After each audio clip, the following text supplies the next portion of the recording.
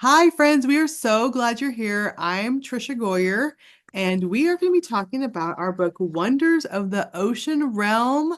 We are going to be sharing some about one of the special creatures in this book. I'm a mom of 10 kids. I have homeschooled them, and I write lots of books. And I love writing. I love learning about new things. And this is my friend Sherry, who was able to write this book with. Yes, welcome to episode 2 as we talk about some of the creatures in our book, Wonders of the Ocean Realm. So, I'm also a mom of 4 and I homeschooled my kids and I write curriculum and I love science. I'm a marine biologist. And so, as Trisha and I were talking about writing about these stories, there's 5 different stories in this book for middle grade readers. And they're really fun adventure stories. You get to follow each of the 5 creatures we highlight along with their lives, learn about what's going on, how their unique body is designed to live where they live, and go on adventures with them. And so we spoke about Astrid last week, who is a sea star, lives in the shallow waters off the coast of Hawaii. And today we're going to talk about Maximus. All right, this is Maximus, and he is so cool. He is a rainbow mantis shrimp. So he is a very interesting creature in the ocean. And Sherry's going to tell a lot of the different things that he can do, which is just so amazing. But I wanted to show you in the table of contents, we have here the different layers of the depths of the ocean. Astrid is right at the top, and then Maximus is a little bit down. I was thinking of all the cool creatures that we have. We wanted to highlight someone who not many people had heard of. I hadn't heard of him before we started looking into these amazing creatures. And so Sherry's going to tell you a little bit about Maximus and what makes him so amazing. And then I'm going to share a little bit of the writing part that I added in when we were talking about the story.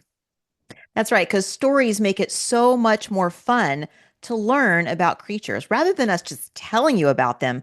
Reading a story about them makes it so much more entertaining and fun, and you'll learn as you're reading. So, Maximus is really cool. So, peacock mantis shrimp are very small, but they are like superheroes. They have super speed, they have super strength, they have super vision. They can see better than most other, if not any other animal we're aware of. They're stronger than any other animal. Their punch is so fast, it's faster than the speed of sound. It actually creates a sonic boom underwater and a flash of light when they punch. They are so strong. So you don't want to mess with peacock mantis shrimp. They also can see better than we can. So I want to talk a little bit about that, how we see color. Now, what we do when we see color is our eyes, in the back of our eyes, there's a retina, which is just an area where there's little tiny cones that help us receive colored light. So we can see there's 3 different colors of cones or 3 different cone receptors that see red and blue and green. And when we see, say, a blue ball, for example, the blue receptors send lots of signals to our brain, while the red and green send little, if any, sensors, depending on the kind of blue. And then the brain will figure out what shade of blue you see based on how much of the blue sensors are sending and how little bit of red, little bit of green. Now, all colors in the world are a combination of those 3, red, blue, and green. And yet we still can't see the tiniest differences. But when there's light that comes from the sun, it's white light. White light contains all the colors of the rainbow, and our eyes identify that. Well, here's how Maximus sees color. We have 3 different colored cones. He has 12 different colored receptors, not 3. We don't even have names for all of those colors. He can see ranges of orange instead of just orange, so a much more keen vision. He can identify just the tiniest little nuances, which helps him see in a superpowered way. He also can see polarized light, which we can't, and ultraviolet light, which is light that our eyes just can't identify. So it's amazing that God made these creatures to see so well. And yet these are very important abilities that peacock mantis shrimp have in order to survive in the ocean. That is so amazing. I can't imagine that.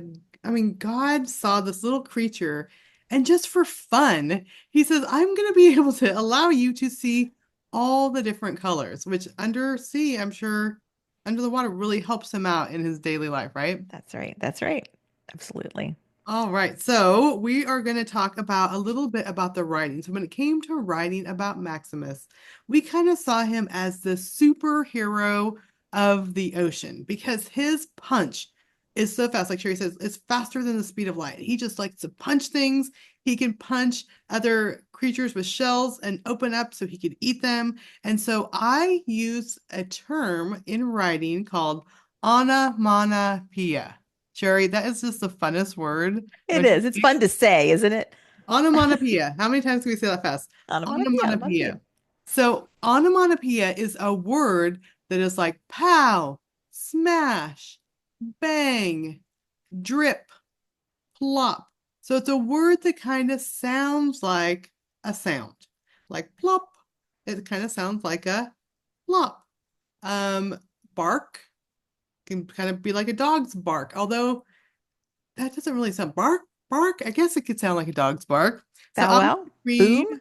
Yeah. yeah, I'm gonna read a little part of this where I use and see if you can pay attention in these few paragraphs and find the onomatopoeia. So first, right away, the subheading is smash.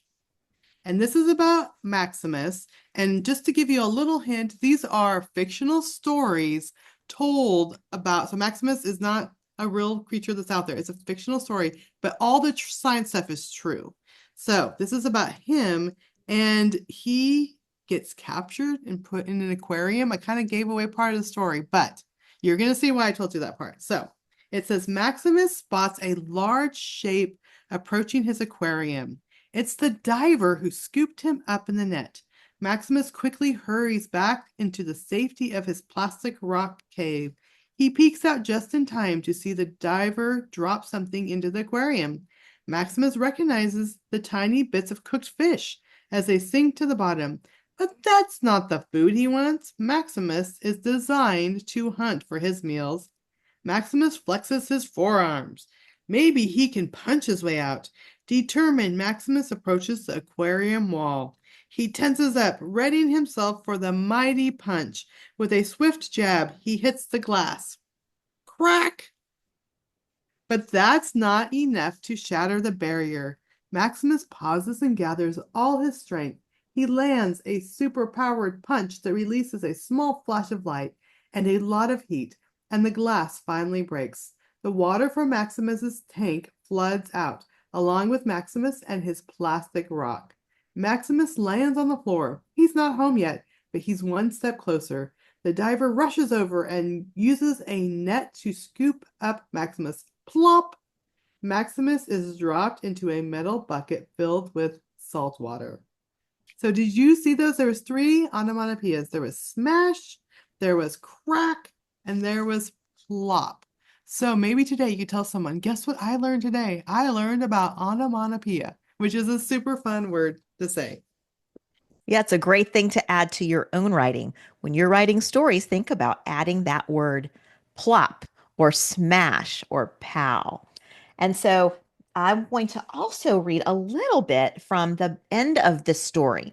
At the end of each of our stories, we have sections called Undersea Understanding, which goes more in detail about the science behind the animal you're reading about, as well as going deeper, where there's questions that you can talk about with your parents. You can think about yourself, about how God has made these animals and has made you.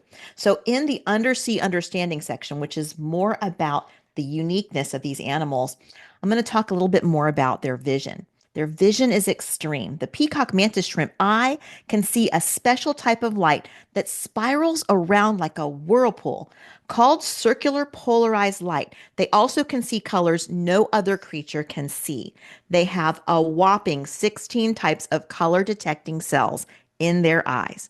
How did such a lowly animal end up with such an outstanding design? 1 Corinthians 1:27 tells us, God chose the foolish things of the world to shame the wise. God chose the weak things of the world to shame the strong. The mantis shrimp's incredible characteristics point us to its amazing designer, God, who created this weak yet strong creature for its glory.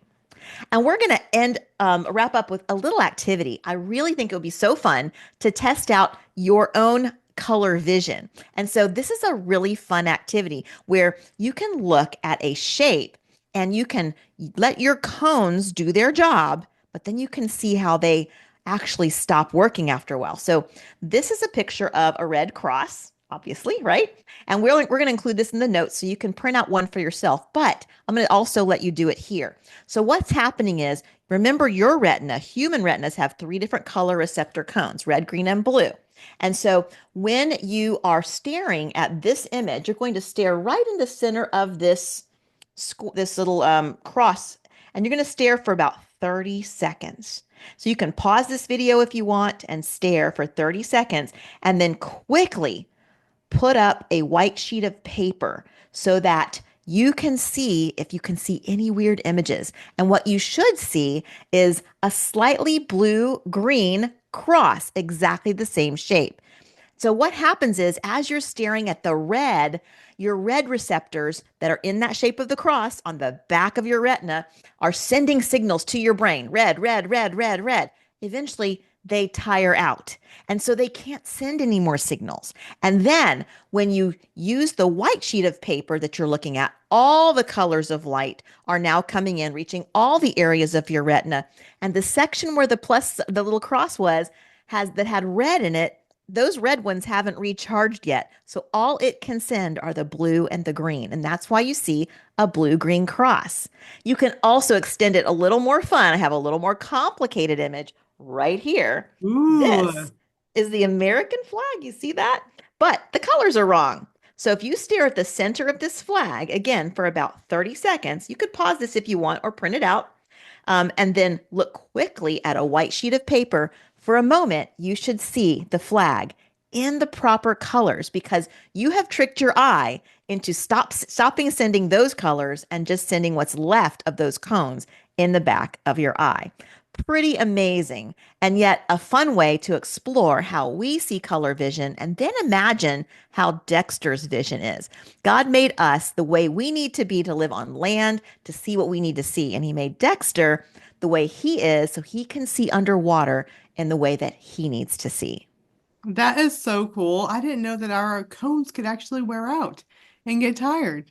Yeah, That like is a so, muscle. You can poop out, your muscle gets tired too. And so same for your cones. That's right. that is so interesting. And one thing that we always end with is we have a going deeper section at the end of this book. And we like to, just like Miss Sherry was doing, relate the things that we're learning about these creatures and apply the stuff. So here is one question that you could talk about with your family after you're done watching this video. And it says, just like the mantis shrimp's vibrant colors make it unique, our unique qualities help us stand out. Can you think of two unique qualities that you have? That's something to think about. What are some unique things that makes you different than other people? It could be things that you like. It could be the color of your eyes or your hair. Maybe you are the fastest runner person in your house. You could run the fastest. Sherry, can you think of a quality that makes you unique? I Oh, put you on the spot. I'll share one while you're thinking. I have okay. dimples. Look You at do this. have dimples. They're I have amazing. great big dimples. That makes I love me unique. that. Yes. Yeah. I don't know. Let's see. I love to make things. I love to craft and design things. So I'm always making stuff. And so it's just something that's fun for me to do and to create fun things. Yeah, and I love words.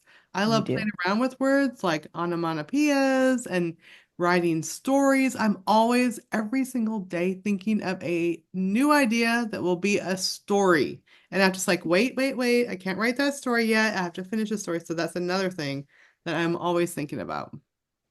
That's a special way that God made you, and it serves a lot of great purposes and blesses a lot of people. Yeah. Sometimes the gifts that God gives us, we don't think are very special, but you never know how He's going to use your abilities, the way you feel, the way you sound. Maybe you have a very deep voice, and He's going to use you for speaking in front of other people. Maybe you have the ability to solve problems, and He'll use you to design things and make things.